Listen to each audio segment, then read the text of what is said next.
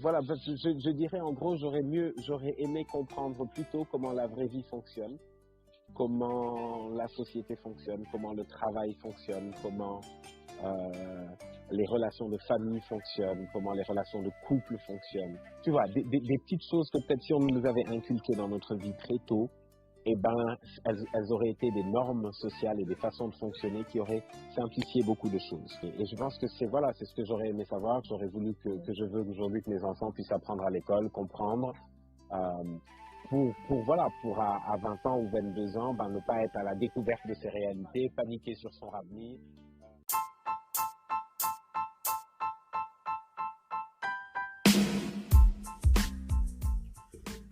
Bonjour, j'espère que tu te portes à merveille. C'est Dengue Togo, c'est l'émission Ce que j'aurais aimé savoir. Alors aujourd'hui, je reçois un très bon ami à moi que je connais depuis le Sénégal, qui s'appelle Sobel Aziz Ngom, qui a été pendant près de 6 ans le directeur exécutif et également le fondateur de SCF, Social Change Factory, qui est une organisation de jeunes, donc de jeunesse tout simplement, et qui œuvre en fait à l'éducation des jeunes, qui met en place et qui met en œuvre justement des programmes à l'endroit de la jeunesse, pas seulement de la jeunesse sénégalaise, parce qu'on peut retrouver justement SCF sur plusieurs pays finalement en Afrique de l'Ouest. Et c'est un plaisir pour moi de le recevoir dans cette émission parce qu'on va parler d'un certain nombre de choses. Aujourd'hui, Sobel Aziz Ngom est le président du consortium Jeunesse Sénégal pour quelques années et il œuvre toujours en fait pour la jeunesse. Il a 30 ans et il a accompli tellement de choses déjà. Alors on va parler justement de ça, de ce qu'on appelle en quelque sorte la réussite de l'éducation, donc de la différence qu'il faut faire entre éducation et instruction, parce que c'est très important, de la vie de couple aussi, de ce qu'on aurait aimé savoir sur les relations humaines, et tout, etc. Des exigences en fait qui peuvent être différentes en fait d'une étape à une autre. Donc, Soben nous a vraiment parlé de lui en détail et je vous invite à le découvrir progressivement justement dans l'échange que j'ai avec lui. Et je vous invite aussi à rester jusqu'à la fin parce que l'idée aussi c'est de pouvoir revenir sur ces sujets et d'apporter beaucoup plus d'éléments dans la conclusion. J'espère que la conclusion va vous faire du bien parce que franchement, il y a tellement de choses que je vais dire. Parce que c'est un sujet qui me parle personnellement déjà, parce que j'adore en fait tout ce qui touche à l'éducation. Et donc, je pense que je suis vraiment dans mon élément. Alors, je vous souhaite une, euh, une agréable écoute, tout simplement. Et restez câblés, posez des questions à la fin, ce sera avec plaisir que je vous répondrai. Alors on se dit à tantôt.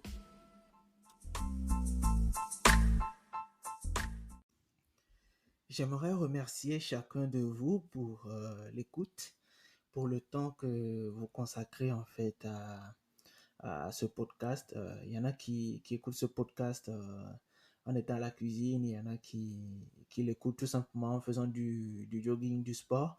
J'en profite pour remercier également en fait tous ceux qui m'envoient leurs commentaires, parfois sur WhatsApp, parfois sur Twitter, sur Facebook. Ça fait vraiment plaisir de voir autant d'intérêt. Et aussi sur Instagram depuis un petit moment déjà. Donc merci déjà à vous tous qui écoutez ce podcast, qui manifestez toujours de l'intérêt. Et merci aussi à tous ceux qui me proposent des sujets aussi pour les prochains épisodes qui s'en viennent. Merci à vous également. J'en profite pour ceux qui font la pub de ce podcast en background. Ça me fait plaisir parce que beaucoup de gens ne le savent pas, mais vous faites du bon travail.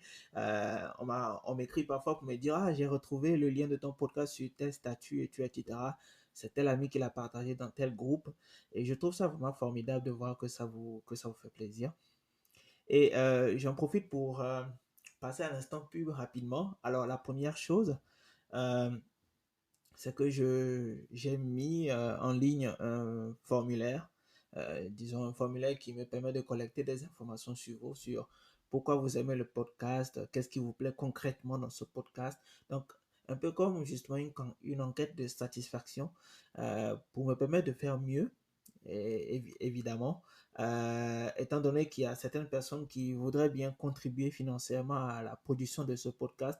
J'en profite pour vous informer qu'il y a un lien PayPal que j'ai mis en ligne, que vous pouvez retrouver très facilement en allant sur le lien général du podcast, The Linked. Et donc, je pourrais toujours le mettre en fait dans la description, vous le retrouvez très facilement.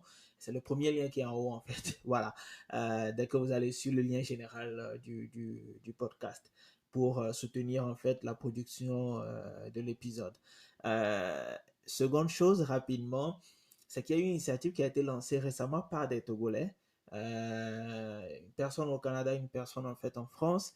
L'idée en fait c'est de permettre à ceux qui sont dans la diaspora de pouvoir financer leurs familles, leurs amis, etc. Soutenir leurs amis tout simplement financièrement, mais pas à l'achat de crédits de communication. Donc vous pouvez justement payer des crédits de communication Togocel et Move si je ne me trompe pas. Alors moi je l'ai essayé personnellement et ça marche très bien.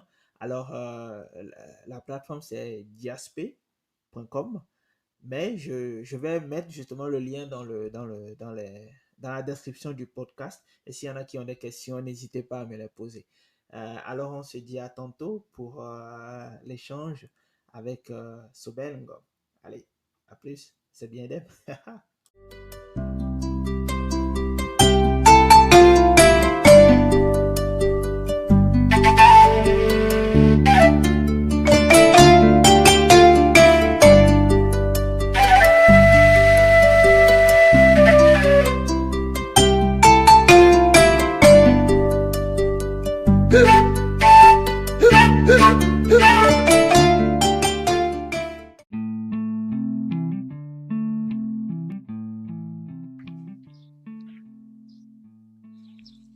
Bonjour tout le monde. Aujourd'hui, je reçois un de mes proches amis, je dirais, une personne avec qui justement j'ai beaucoup eu à discuter et qui a beaucoup de contacts avec les jeunes.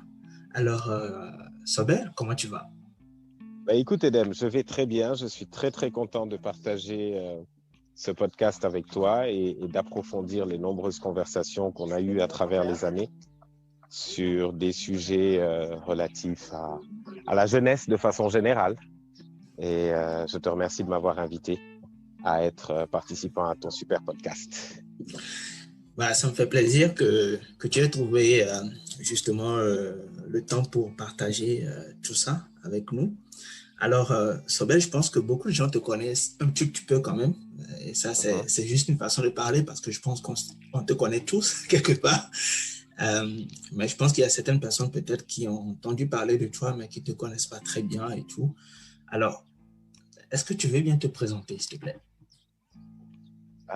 Ouais, bien sûr. Donc, je m'appelle Sobel Aziz Ngom.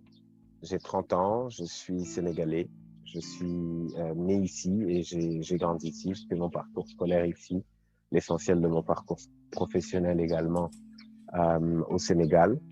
Je travaille aujourd'hui dans un univers qui est un univers de humain d'abord plutôt et de développement. Ensuite, c'est le monde de la transmission, de l'éducation, de l'accompagnement et tout ça, et je m'y plais grandement. C'est parti d'une volonté d'aider. C'est devenu une compétence professionnelle et humaine, et je suis très heureux de faire ça. Je suis à côté de mon travail un passionné de voyage, un passionné de nourriture, comme ça peut se voir, un passionné des chevaux aussi, et un grand voyageur baroudeur, notamment dans les différentes perles que le Sénégal peut offrir et que beaucoup de monde ne connaissent pas.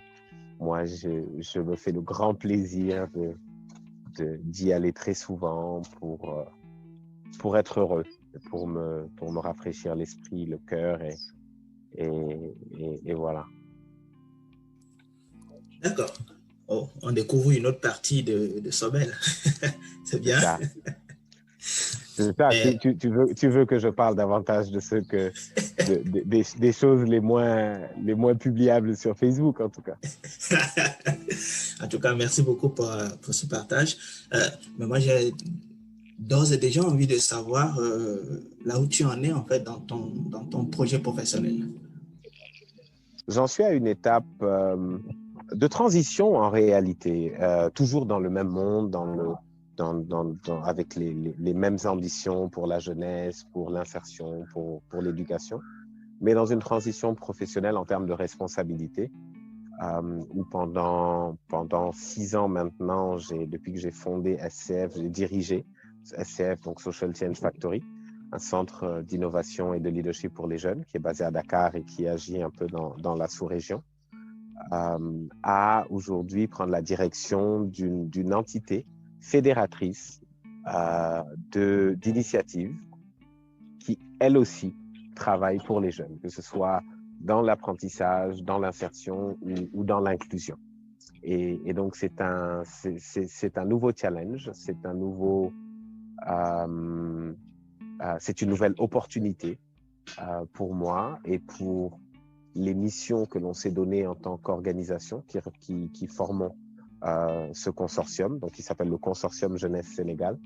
Et je suis très, très excité et heureux de cette nouvelle réalité qui s'offre à moi et de ce privilège d'avoir à diriger ce consortium qui réunit des organisations formidables et des personnes formidables qui depuis longtemps sont chacune engagées sur des questions importantes pour la jeunesse, qui ont fait leurs preuves, qui ont pu réaliser des résultats super inspirants, qui ont contribué à changer des vies.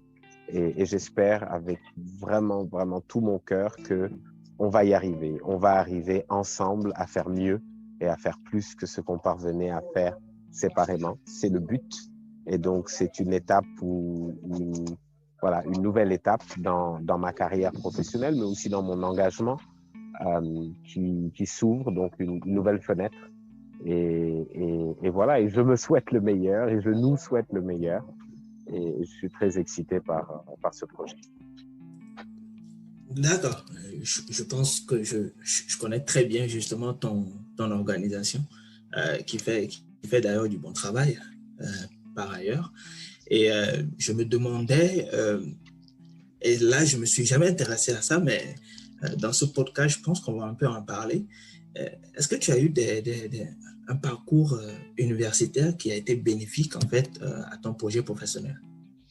Bon, déjà, j'ai eu un parcours universitaire assez modeste. Je suis simplement titulaire d'une licence en communication.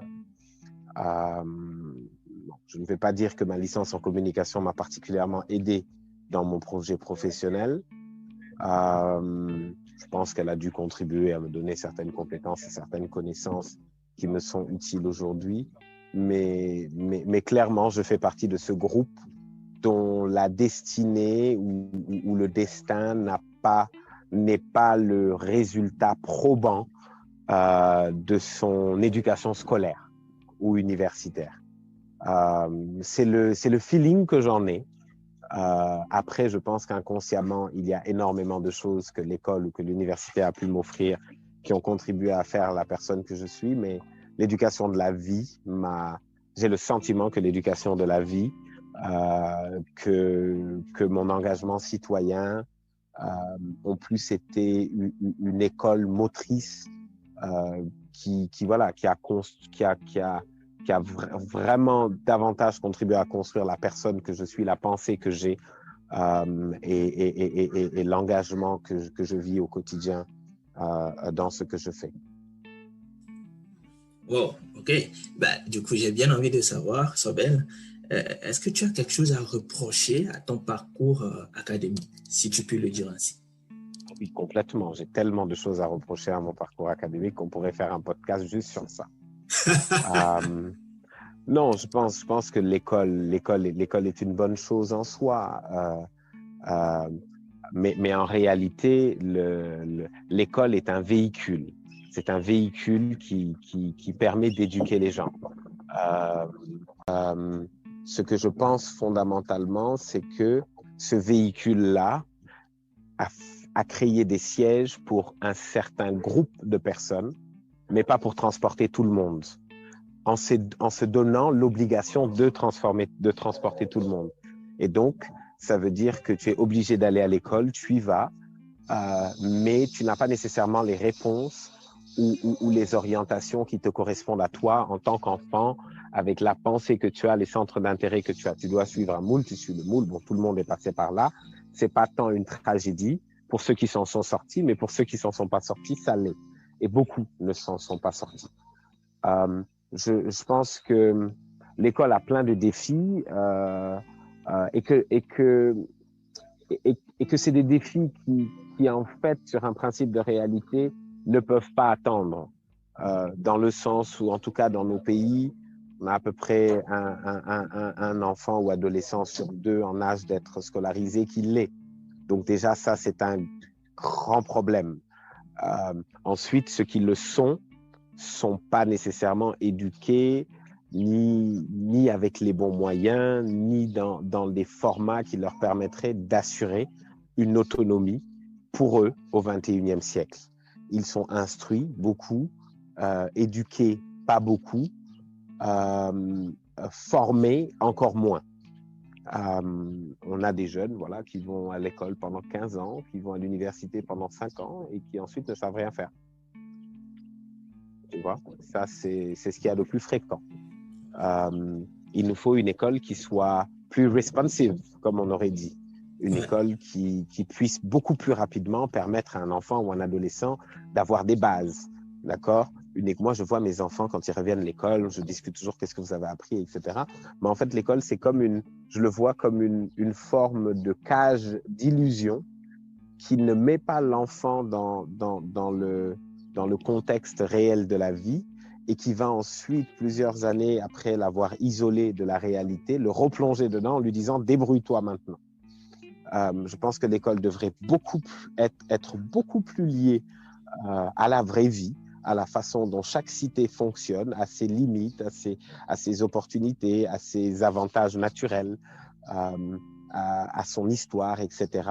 Ce qui fait que les gens auront des attaches qui seront plus solides au long de leur processus et pourront développer une pensée qui soit constructive, qui soit solution, parce qu'ils auront accès à tout ce qui est problématique, ils l'auront compris.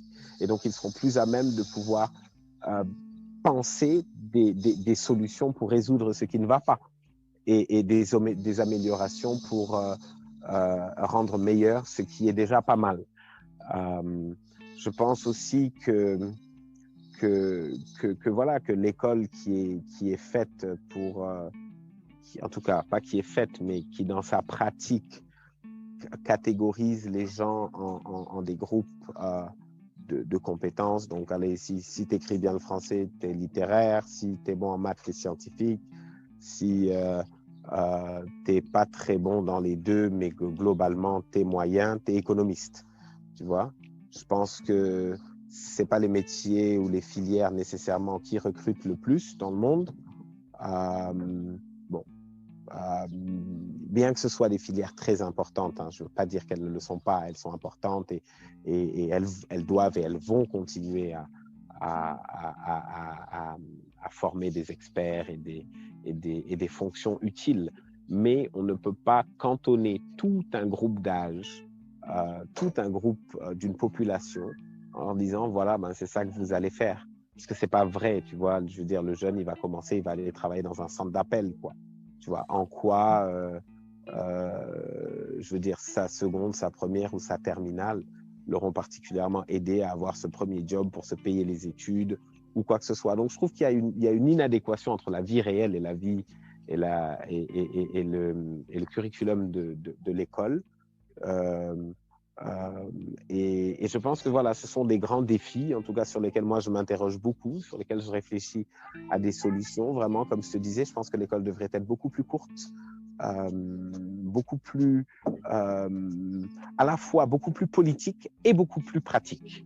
beaucoup plus politique dans le sens où à l'école, on doit éduquer des gens à des normes, à des valeurs, à des façons de fonctionner. C'est à l'école qu'on doit apprendre à ne pas être corrompu de façon claire, pas en nous punissant seulement quand on triche, mais c'est des sujets dont on doit parler, qui doivent faire partie de la vie pour former des citoyens qui vont vomir la corruption quelque part, quel que soit leur niveau de vie ou de richesse ou de précarité. Qu'il faut qu'à l'école, les gens apprennent d'où ils viennent, ce qu'ils sont, ce qui s'est fait de bon et de beau dans leur environnement, qui sont les gens qui ont fait ces choses-là pour qu'ils puissent développer un sentiment d'appartenance à ce pays, à cette nation ou à cette communauté. Et que les jeunes, comme je le disais tout à l'heure, puissent être très rapidement envoyés sur le terrain en considérant que c'est là que vous allez apprendre. Ensuite, l'école va permettre de catalyser, d'harmoniser, de corriger peut-être des leçons qui auraient été mal comprises, des exercices qui n'auraient pas été très bien faits. Mais voilà, parce qu'on dit toujours, on se plaint toujours de gens qui sont corrompus, de gens qui ne sont pas disciplinés, de gens qui ne sont pas responsables ni engagés. Mais comment tu deviens tout ça si on ne t'a jamais appris à devenir ça? Ça ne peut pas juste être une contrainte de société, ça doit être une éducation. On doit former nos enfants à ce qu'on veut que notre société soit. Je pense que l'école ne répond pas à cette question. L'école ne contribue pas à former les citoyens que la société d'aujourd'hui doivent avoir pour construire les rêves qu'ils projettent aujourd'hui. Pour moi, si on veut que demain, le Sénégal soit un pays vert, avec une technologie avancée, ben on doit former des gens qui vont être des spécialistes dans ces domaines-là, qui vont être formés sur ces enjeux, conscientisés sur ces enjeux, et qui vont grandir en se disant « This is the thing to do ». Mais du coup, dis-moi, Sobel, comment tu imagines le rôle des parents, en fait, dans ce processus que tu viens de décrire? Mais en fait, je veux dire, pour moi, le rôle des... Enfin, effectivement, tu vois, il y a toujours, oui, l'école n'a pas pour mission d'éduquer, les parents doivent éduquer. Oui, je suis d'accord. Mais des parents qui travaillent tous les jours de 8h à 18h, c'est difficile, tu vois, d'éduquer. Et donc, vu qu'on est dans une société qui fonctionne comme ça, et qu'il y a une institution qui s'est donnée, il y a des siècles, un mandat d'éducation, je pense que l'école peut contribuer fortement à éduquer, au-delà d'instruire sur ce que nous avons en commun. Tu vois, les parents, je pense évidemment que les parents ont un rôle extrêmement important à jouer, surtout dans l'éducation, évidemment, et dans la culture de leurs enfants. Mais dans beaucoup de cas, encore aujourd'hui, au Sénégal, en Afrique, tu as beaucoup d'enfants qui rentrent à l'école alors que leurs parents n'y sont pas allés. Donc, tu sais, quand on te donne un cahier de texte, des devoirs et plein de trucs qui, déjà, pour celui qui est instruit, ne font pas beaucoup de sens, qu'on te les donne à celui qui n'est pas instruit. Tu vois, moi, quand ma fille me demande de l'aider avec des équations de X plus Y, etc., moi, je me dis, oh mon Dieu, tu vois, mais je sais ce que c'est qu'une équation. Tu vas voir un parent dont l'enfant qui n'a pas les moyens de payer des répétiteurs, etc. Et c'est pour ça, en fait, que pour moi, le principe fondamental de l'école ne doit pas être d'apprendre aux jeunes des choses, mais de leur apprendre à apprendre, afin qu'ils puissent avoir l'autonomie de pouvoir s'instruire, s'informer, s'éduquer sur n'importe quel sujet de leur intérêt. Et peut-être la société devrait amener les parents ou former les parents à pouvoir guider leurs enfants dans ce processus-là, simple et efficace. Des fois, il y a besoin d'une grande technologie pour faire bouger les choses. Des fois, il y a juste besoin d'une mécanique à 2 phases. Et si cette mécanique à 2 phases, comme le vélo, tu pédales d'un côté et de l'autre, eh ben, ça avance. Peut-être que les parents, au lieu de leur demander de comprendre des moteurs de Ferrari, on devrait tout simplement les aider à pouvoir pédaler de telle sorte à accompagner leurs enfants, même sans qu'ils n'aient de grands savoirs, sans qu'ils n'aient une grande culture, mais d'accompagner leurs enfants à structurer et à renforcer leur savoir et leur culture. D'accord. J'espère que ce podcast sera utile, justement. D'ailleurs, c'est le but du jeu, pour permettre aux jeunes parents que nous sommes, que nous serons, de pouvoir comprendre aussi cela, parce que c'est très important ce que tu viens de partager. Alors, on va aller vers justement la grande question, la question centrale de ce podcast, Sobel. j'aimerais savoir les choses que tu aurais aimé savoir et qui auraient peut-être changé des choses dans ta vie actuelle ou dans ta façon de voir les choses, etc. Uh-huh.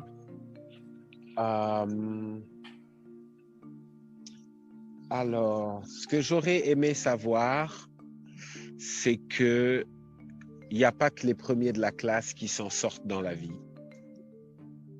Ce que j'aurais aimé savoir, c'est que la réalité, une fois que tu as basculé dans la réalité des adultes, tu perds quand même l'essence de ta jeunesse et donc de ta folie, de ta liberté pleine, etc., etc. Voilà, je dirais en gros, j'aurais aimé comprendre plutôt comment la vraie vie fonctionne, comment la société fonctionne, comment le travail fonctionne, comment les relations de famille fonctionnent, comment les relations de couple fonctionnent. Tu vois, plutôt voilà, qu'un peu une vie sous des dessins animés où finalement la réalité des parents, la réalité de la vie, elle t'est un peu souvent, voilà, tu comprends pas tout, quoi. Mais bon, c'est un peu normal. Mais je pense en fait qu'on est infantilisé un peu trop. Je pense qu'à 13 ans, quand on rentre dans l'adolescence, en fait, c'est vraiment une transition vers l'âge adulte. Et c'est une transition qui doit aller avec une responsabilisation et un sens de, voilà, tu vois, de la conscience, en fait. Vraiment de la conscience que, voilà, tu as accès à une éducation, d'autres n'ont pas accès à une éducation.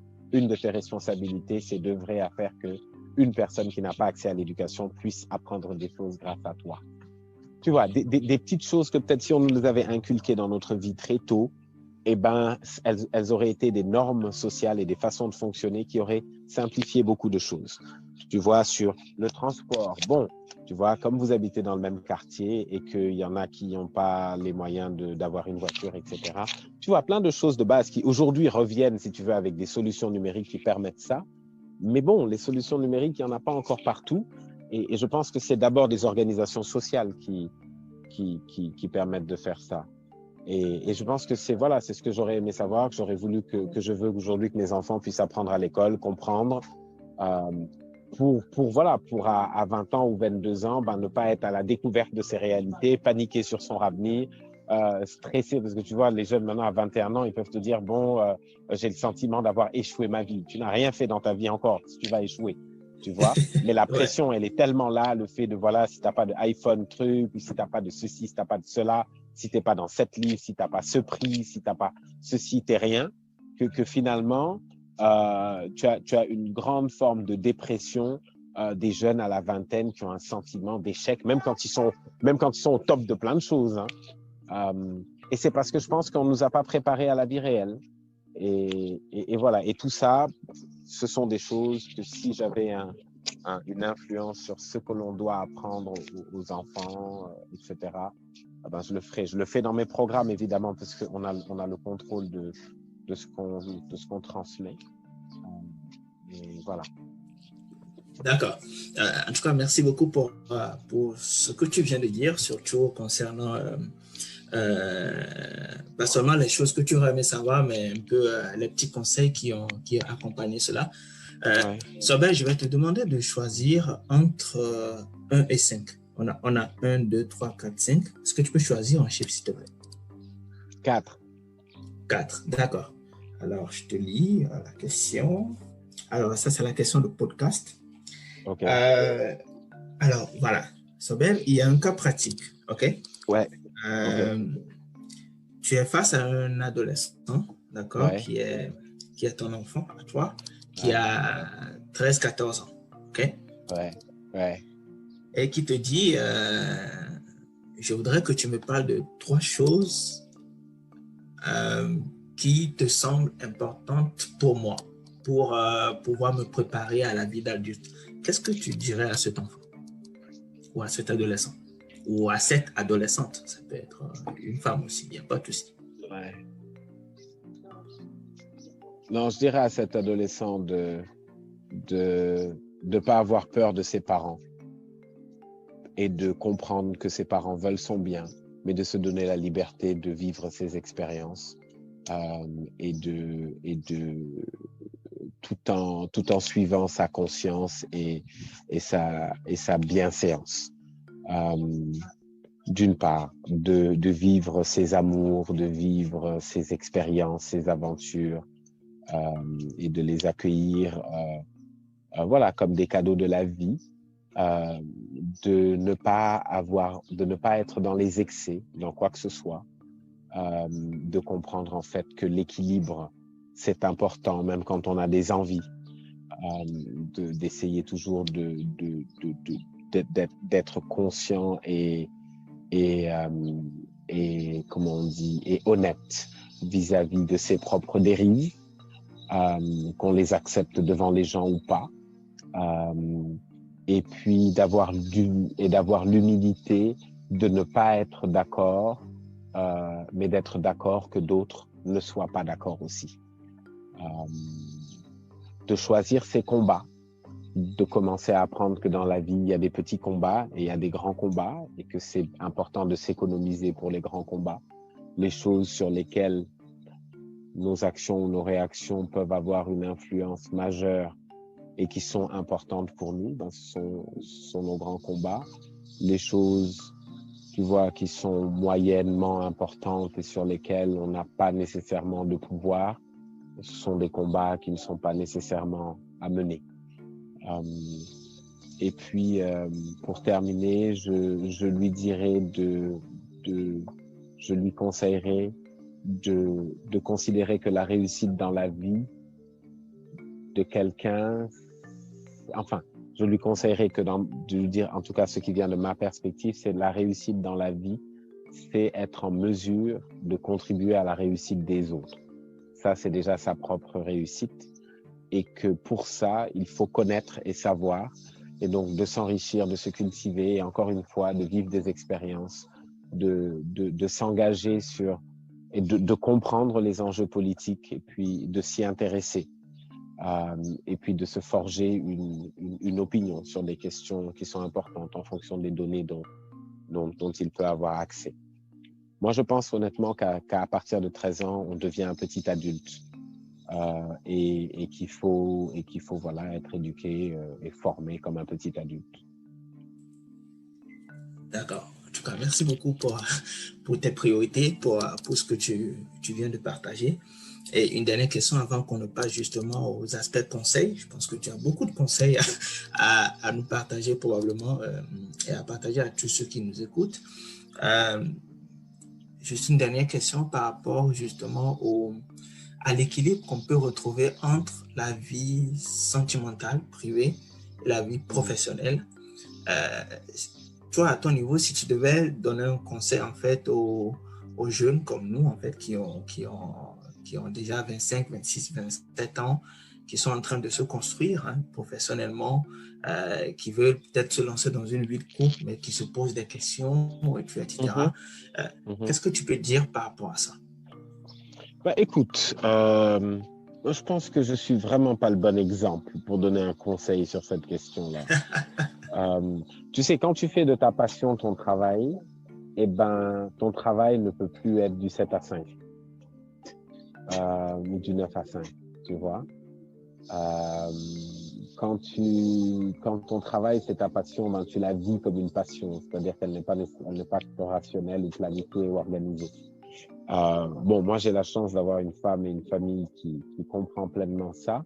Mon équilibre à moi est un équilibre, mais il n'est pas le même que beaucoup de gens qui ont des heures de travail et des jours de travail. Moi, je pense que je peux dire qu'il y a des jours, il y a pas nécessairement de jours où je travaille ou de jours où je travaille pas.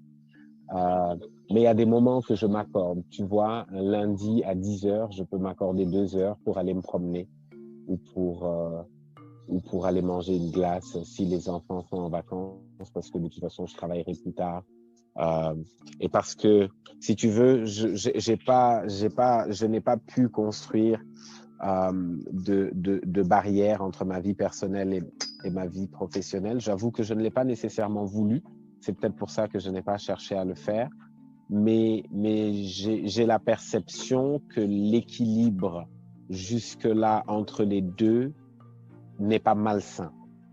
Donc, ça me permet de pouvoir continuer à fonctionner, voilà, tu vois, à fonctionner en étant épanoui, en ayant le sentiment de vivre pleinement ma vie de famille, de vivre pleinement ma vie de travail,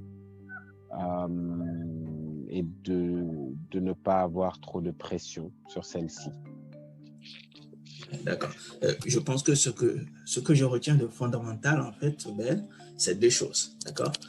La première chose, c'est que tu t'accordes des moments pour passer du temps avec ta famille, pour passer du temps avec avec toi-même. moi-même. C'est ça, exactement. Beaucoup de temps avec moi-même. Exactement. Et je pense que beaucoup de gens ne le font pas. Je me réveille très tôt le matin, vers 5h30. Je passe 1 heure avec moi-même, qui est très agréable. Donc, le jour se lève.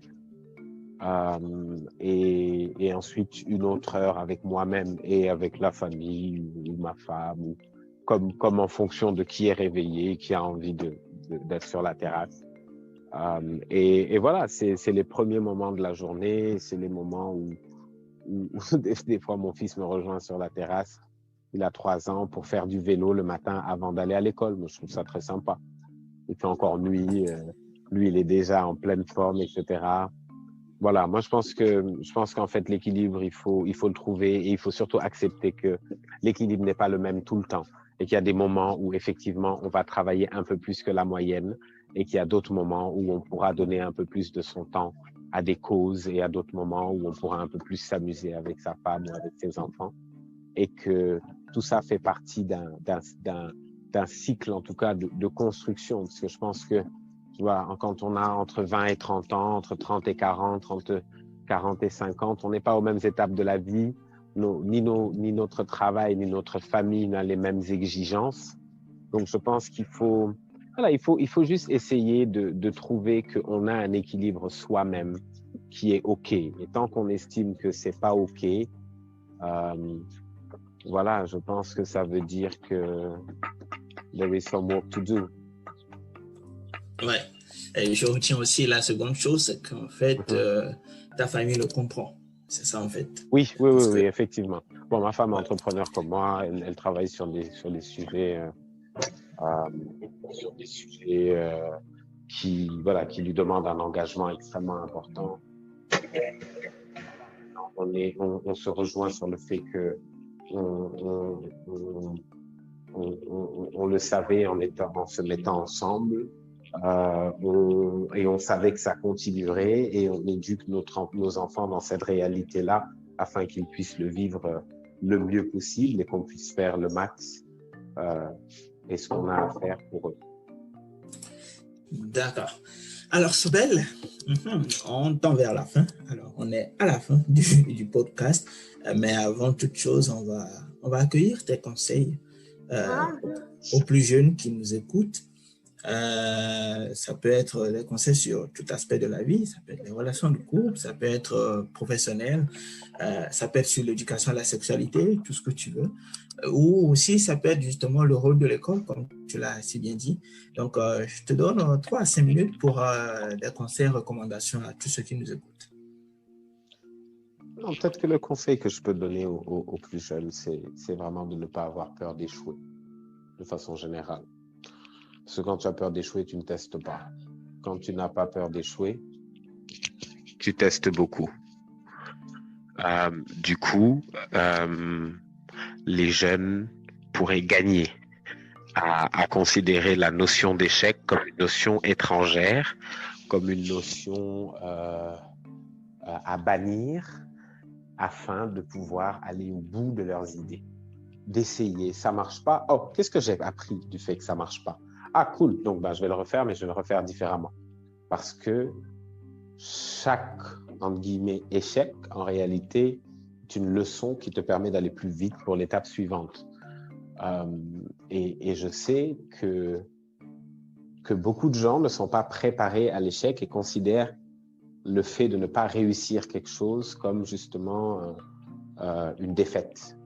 Or, en tant qu'entrepreneur, Ce que tu vois, c'est que chaque chose que tu n'as pas réussi, ben, tu as appris quelque chose d'extrêmement utile pour la prochaine chose que tu vas réussir.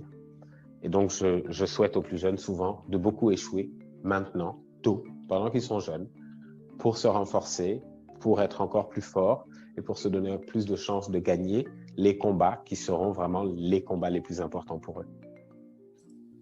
D'accord, ça c'est les paroles de sage, un peu comme Salomon. En tout cas, Voyons. Merci beaucoup Mais je Sobel t'en prie, Edem. pour le temps, pour le partage. Et je pense qu'on va donner rendez-vous à nos auditeurs pour le prochain podcast dans les jours à venir. Et bien entendu, on reste en contact. Merci beaucoup, Edem. À bientôt. À bientôt. Et avant toute chose, Sobel, je pense que les gens peuvent te contacter s'ils le veulent, bien sûr. Oui, bien sûr. Bien sûr. Mes réseaux sociaux, c'est Sobel Aziz Ngom. Je pense que je suis présent sur Twitter, Instagram, Facebook, LinkedIn. Voilà. OK, bah parce qu'on ne sait jamais. Yes, avec plaisir. D'accord, merci beaucoup Sobel et on se dit à tantôt. Ça marche, Edem, à tantôt. Ciao. Ciao. Salut, j'espère que tu vas bien, j'espère que ça t'a fait plaisir d'écouter cet épisode avec Sobel Aziz Ngom. Il est sénégalais, comme tu as pu le remarquer, comme je l'ai déjà mentionné d'ailleurs au début de l'épisode. Et il travaille justement dans le mouvement jeunesse, si je dois résumer rapidement ce qu'il en est. Alors, avant de passer aux conseils, aux recommandations, au petit résumé de cet épisode, je m'en vais en fait faire une petite annonce rapide. Alors, la première chose que j'ai envie de dire, c'est que ça m'a fait plaisir de voir qu'il y a des gens ou des auditeurs et des auditrices qui réagissent vraiment positivement à ce podcast. Alors, première chose, je voudrais remercier une personne, Massan Agbotier Bonfou, qui a contribué financièrement à la cagnotte sur PayPal à hauteur de $100, francs canadiens, bon, dollars canadiens, et qui depuis le début justement de cette aventure a été toujours intéressé par ce podcast. Donc, merci beaucoup à Massan Agboutier. Donc vous pourrez la remercier également de ma part, ça me ferait vraiment plaisir. Mais voilà, je tiens à remercier aussi toutes ces personnes qui partagent énormément en fait ce podcast et qui font la promotion du podcast auprès de leurs amis, etc. Alors voilà, c'était la première annonce. La deuxième annonce, rapidement, c'est pour vous parler de DSP tradeuniontogo.com que je ne sais pas trop si vous avez déjà été sur ce site, mais je mettrai en fait le lien du site dans la description du podcast, donc vous pourrez aller dessus. Alors c'est un site en fait qui a été créé par des Togolais. Togolais en fait en France, un autre au Canada, et qui permet en fait à tout Togolais qui réside dans la diaspora de pouvoir, disons, créditer un numéro Togocel ou Move en fait directement au Togo. Donc si vous avez votre numéro avec vous et que vous faites souvent la navette entre, je sais pas trop, l'Europe, le Togo ou bien les États-Unis, le Togo, etc. Ça peut être une bonne idée d'utiliser ce site en fait pour recharger vous-même en fait votre puce, tout simplement, pour rester dans la game en fait. Seconde chose aussi, si vous voulez en fait appuyer financièrement vos petits frères, vos petites sœurs, peut-être à Lomé ou voilà des amis qui se débrouillent pour faire un certain nombre de choses, vous dites, bon voilà, j'ai pas envie de t'envoyer de l'argent, mais je peux quand même contribuer financièrement à te payer, je sais pas trop, 4500 francs CFA par mois pour ton crédit de communication. Je pense que ça pourrait être correct. Donc voilà, je vous laisse rapidement en fait le lien dans la description et on se dit tantôt pour la petite conclusion, les conseils, les recommandations par rapport à cet épisode qui est vraiment intéressant. À tantôt.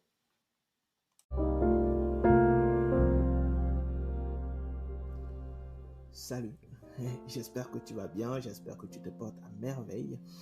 Alors, on est à la conclusion du podcast. J'espère que tu as aimé l'épisode avec Sobel Aziz Ngom. Et je vais faire un petit résumé rapide et puis laisser mes conseils et mes recommandations. Alors, la première chose dont on a parlé, c'est éducation, école de la vie, instruction. Voilà, il y a des différences à faire sur tout ça. Alors, la première chose qu'il faut retenir, euh, c'est qu'en fait, aujourd'hui, l'éducation scolaire telle qu'elle est conçue dans le pays africain ne permet pas vraiment de nous enseigner l'école de la vie. Et je suis plutôt d'accord avec Sobel Ngom lorsqu'il dit ça parce que c'est ce qu'on remarque, c'est ce qu'on voit, c'est ce qu'on vit déjà, c'est ce qu'on a vécu. Et c'est important de dire en fait que ce ne sont pas les diplômes qui font les hommes, c'est plutôt l'école de la vie qui fait les hommes. Et moi, je vais ajouter qu'en fait, cette école de la vie dont on parle, ça doit prendre en compte nos réalités africaines, tout simplement.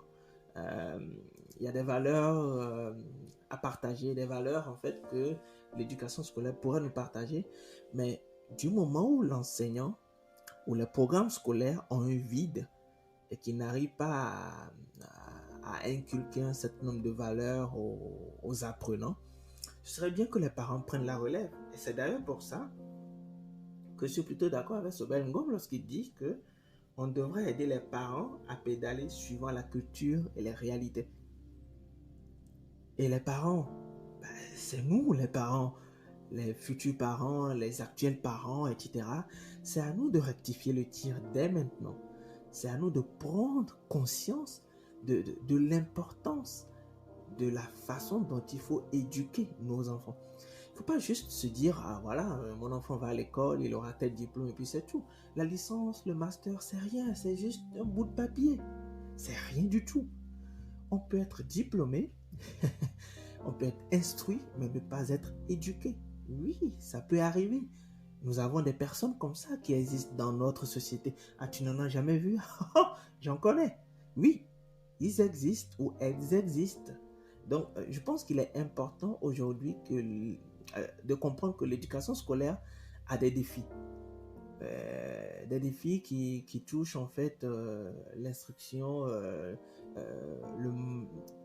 le fait qu'il n'y ait pas en fait, des valeurs qui soient introduites dans les curricula, le fait que dans les programmes scolaires, on ne retrouve pas justement des matières qui touchent l'école de la vie, la pratique en fait. Ce qu'on, ce- les enfants seront confrontés à des réalités, tout simplement. Et les parents le savent, les enseignants le savent, la société le sait. Pourquoi ne pas préparer ces enfants à ces réalités, tout simplement?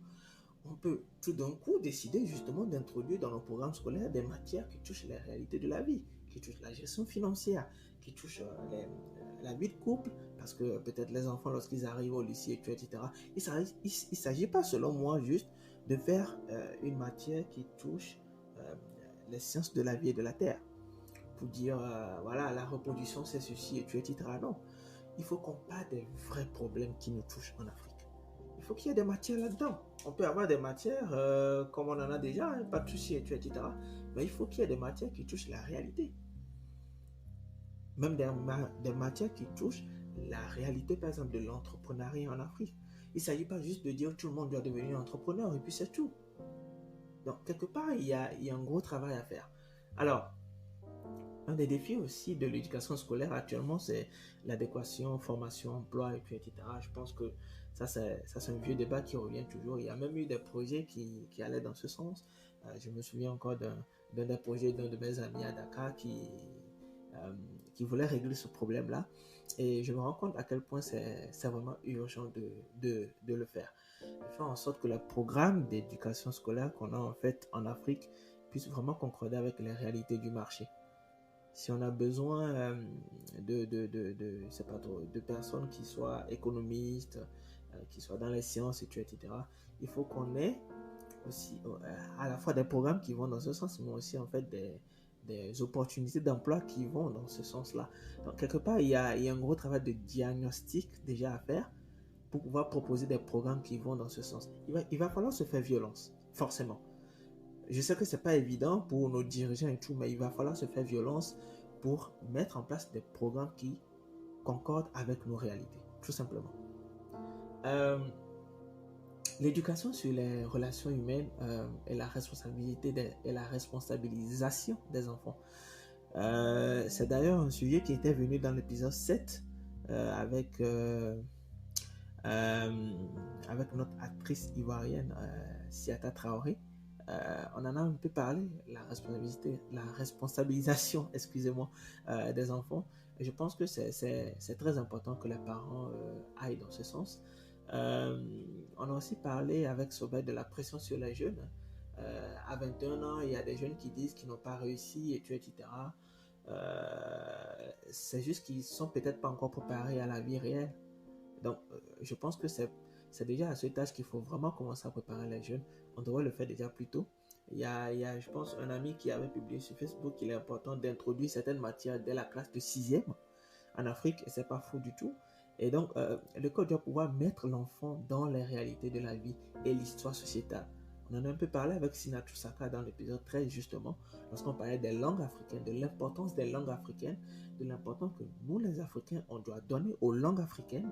Donc, je me rends compte à quel point l'école doit jouer un rôle vraiment primordial. Mais au moment où l'école échoue sur certains points, les parents doivent prendre la relève. D'où l'intérêt d'avoir des parents formés.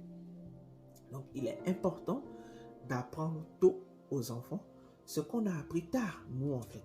Car il est plus facile de construire des enfants forts et solides que de réparer des hommes brisés. C'est primordial, c'est important, c'est capital. C'est capital. Nous sommes tous des hommes, nous sommes des Africains. Quand je dis hommes, c'est avec grand H, donc des hommes et des femmes. Nous sommes des Africains, des Africaines. Nous avons été éduqués par nos parents. Aujourd'hui, je suis sûr qu'il y a certains parmi nous qui ont fait un diagnostic, qui ont vu ce qui a manqué. Pourquoi ne pas nous, en fait, compléter cela? Pourquoi tout simplement reproduire, bien qu'inconsciemment, reproduire exactement ce que nos parents nous ont inculqué, sans à un moment donné se poser une question. Ce que je n'ai pas pu faire, ce vers quoi j'aurais voulu aller, pourquoi ne pas faire en sorte que mes enfants puissent aller vers là?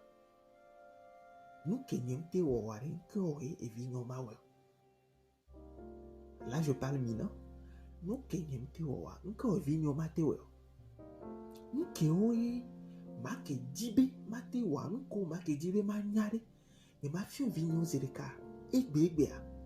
c'est aujourd'hui qu'il faut commencer à apprendre aux enfants certaines choses. Il faut les pousser aussi à apprendre comment aller vers la découverte. C'est important. Donc la réussite dans la vie, justement, c'est contribuer à la réussite des autres. La réussite des autres, et les autres, c'est qui? C'est nos enfants, notre entourage.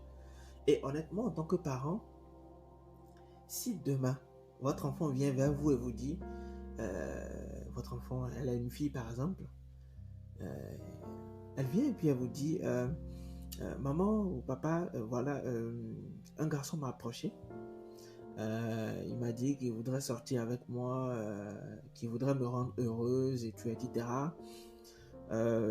J'ai besoin de conseils. Honnêtement, lorsque votre fille vient vers vous et vous dit ça, déjà c'est une réussite. Ça, c'est la première chose. La seconde chose, c'est votre réaction. Vous n'avez pas à l'insulter, lui dire « Ah, tu fréquentes déjà des garçons? Pourquoi tu fais ça? Ça veut dire quoi ?» Non, vous n'avez pas à le faire. Faites asseoir votre fille et discutez avec votre fille. Discutez avec votre fille. Si possible, racontez-lui en fait des expériences que vous avez vécues. Même si c'est des expériences tronquées, c'est pas grave. Mais vous devez pouvoir faire en sorte que votre fille vous fasse confiance pour le reste de sa vie. Même chose pour les garçons. Donc, quelque part, il y a une éducation qu'on doit donner aux enfants au-delà de l'instruction, de ce qu'ils apprennent en fait sur tout ce qui concerne la reproduction à l'école. Il y a des choses qui vont au-delà de la reproduction, des choses à savoir avant, après, etc. Donc, je pense qu'il est important de pouvoir vraiment éduquer nos enfants, transmettre des valeurs, faire en sorte que nos enfants puissent transmettre les mêmes valeurs et ainsi de suite. Il faut qu'on puisse construire des sociétés ou une société qui qui nous ressemblent réellement en fait. Faut pas faire en sorte que les enfants aient peur des problématiques ou des problèmes ou de certains sujets. Il faut qu'on puisse en parler librement. Et c'est seulement avec nos enfants qu'on pourra le faire. C'est important. Et il faut que nos enfants connaissent l'histoire des parents. Il faut que les enfants connaissent l'histoire des parents. Il faut que nos enfants connaissent notre histoire, à nous. Ce qu'on a traversé, ce qu'on a vécu avec nos propres parents, et ainsi de suite. Je ne veux pas être long, mais je pense que vous avez compris l'essence de mes propos. Et je vais finir avec ceci. Lorsque vous décidez, et ça c'est vraiment lorsque votre enfant devient plus âgé, etc. Lorsque votre enfant décide de s'engager, discutez vraiment de certains sujets sur l'engagement de la vie de couple. C'est-à-dire que lorsque vous voulez vous engager avec une personne, il faut que vous adhériez au projet professionnel et personnel de l'autre, de la personne avec qui vous voulez partager sa vie. Il faut que vous puissiez comprendre sa vision du temps également. Parce qu'il y a des activités professionnelles qui demandent du temps. Il faut que vous puissiez comprendre que votre conjoint a besoin de travailler, a besoin de temps pour travailler également. Donc, si votre conjoint a besoin de 4 jours pour être focusé sur un travail, donnez-lui ce temps-là. C'est important. Vous devez respecter, disons, le projet commun que vous avez développé ensemble. D'où l'intérêt justement d'avoir un projet commun, de pouvoir se comprendre, de pouvoir discuter de certains sujets qui touchent la gestion financière, qui touchent les valeurs familiales, qui touchent la famille. Ce sont les 3 grands sujets. Alors il faut vraiment en parler. Et justement, ça va dans le sens de l'école de la vie, parce qu'il y a des choses que vous devez pouvoir partager à 2. Et ça va rejoindre justement le grand bol qui est l'histoire de chaque partenaire. Et ça, c'est le plus que je vais ajouter à cette conclusion. Il est important de passer aussi du temps avec soi-même, justement dans le cadre de l'équilibre vie professionnelle et vie personnelle, parce que les exigences en fait sont différentes d'une étape à une autre. Lorsque vous étiez petit ami, lorsque vous fréquentiez, les exigences n'étaient pas les mêmes que lorsque vous serez marié ou lorsque vous êtes marié. C'est pas la même chose. Donc, il faut que vous puissiez faire un travail évolutif de votre mentalité, de vos conceptions. D'où l'intérêt de toujours continuer à discuter et à partager un certain nombre de choses à 2. Et surtout à se mettre d'accord sur des bases. C'est très important. Alors, je pense que j'en ai fini. J'espère que tout ce que j'ai partagé dans ce podcast t'a été utile. Avant d'aller vraiment vers la fin, je vais remercier certaines personnes qui continuent de faire la promotion de ce podcast. Merci beaucoup à Falila qui est un peu ma chargée de communication sur WhatsApp. Merci aussi à Noélie Grasse qui m'épaule énormément, qui m'encourage énormément, qui me pousse énormément à m'améliorer. Merci à Sina Maché qui